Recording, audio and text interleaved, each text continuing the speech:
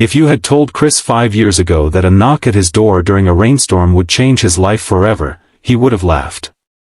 But that night, soaked to the bone and shivering, stood a girl with hollow eyes and trembling lips. She was barely 18, clutching a backpack like it held her last breath of hope. Chris wasn't the kind of man who turned people away, not after everything he had already lost. He stepped aside. "Come in. You're safe here." Chris Mathers was a 37-year-old single father, raising his 5-year-old daughter Emma in a small, modest home just outside of Chicago. He worked as a mechanic at a local auto shop and lived a quiet, mostly solitary life ever since his wife Melissa passed away 3 years ago from a sudden brain aneurysm. That tragedy had shattered him. He wasn't just mourning the loss of a spouse, but also navigating single parenthood with a daughter who still asked every night if mommy was in the clouds watching her sleep. That rainy evening, the girl at his door called herself Kayla. No last name. No details. Just Kayla. She barely spoke at first. Chris offered her a towel, dry clothes, and a hot cup of tea. He didn't ask questions, not the first night. He just let her sleep on the couch. The next morning, as sun filtered through the windows and Emma woke up to find a stranger in her living room, Chris braced for a frightened reaction.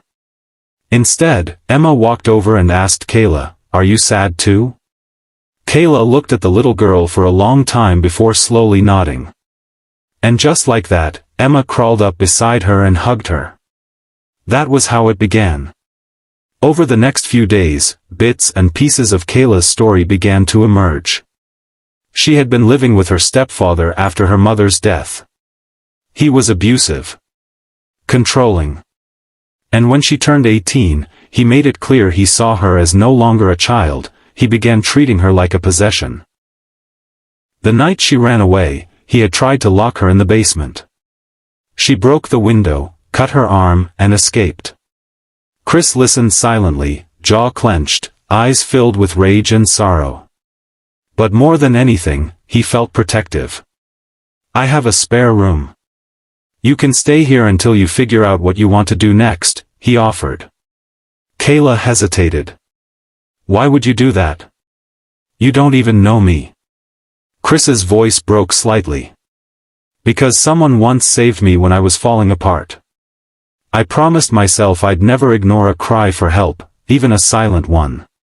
Days turned into weeks. Kayla, initially closed off and quiet, slowly began to open up, mostly with Emma.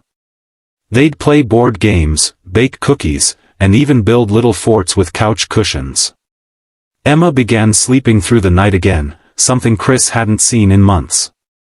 But not everyone approved. Some neighbors whispered, "Who is that girl living with him? Isn't it a bit inappropriate? He's a single man, people talk." Chris heard it all. He even had a visit from Child Protective Services after an anonymous complaint. But when the caseworker spoke to Emma and Kayla, and saw the home, she left with tears in her eyes. "There's more love in this house than in most I've seen," she told Chris privately. Still, the pressure weighed heavy. Kayla felt it too. One night, she told Chris she was thinking about leaving, finding a shelter or maybe even going to another state to disappear again. Chris sat beside her on the porch. "You're not a burden. You brought something back into this home. You gave Emma a friend. You gave me hope again. Don't let what others say define what you deserve." Kayla stayed. 6 months later, Chris helped enroll her in a local community college. She got a part-time job at a bookstore, and for the first time in her life, Kayla began dreaming about the future. She wanted to study psychology, maybe help girls like her one day. But life doesn't move forward without testing us again. One cold January morning, Kayla received a letter. Her stepfather had found out where she was. He had filed a legal notice claiming she had stolen from him when she left, that she owed him for damages to his property. Kayla collapsed on the kitchen floor, sobbing. "He's trying to drag me back. He wants control again. Chris didn't say a word. He picked up the phone and called a lawyer, the same one who helped him after Melissa's death. The next few weeks were brutal. Kayla had to relive her trauma, face cross-examinations, show the scar on her arm in court. But this time, she wasn't alone. Chris sat beside her. Emma drew her pictures for strength. And when the verdict came in, the judge ruled in Kayla's favor, citing clear evidence of past abuse, including photos Chris had taken of her arm the night she arrived. The case was dismissed. Her stepfather was issued a restraining order. That evening, Chris made spaghetti. Emma danced in the living room. Kayla watched them both, and for the first time in years, she smiled without any trace of fear in her eyes. 2 years later, Chris walked Kayla down the stage at her graduation ceremony. She was wearing a cap and gown, holding her diploma, and crying tears of joy.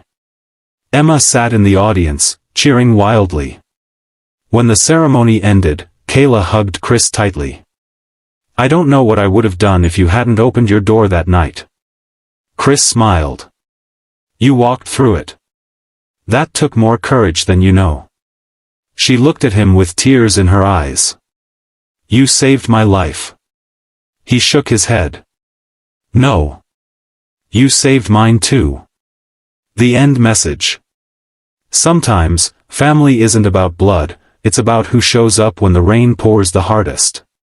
Chris and Kayla reminded us that one act of kindness can rewrite someone's destiny.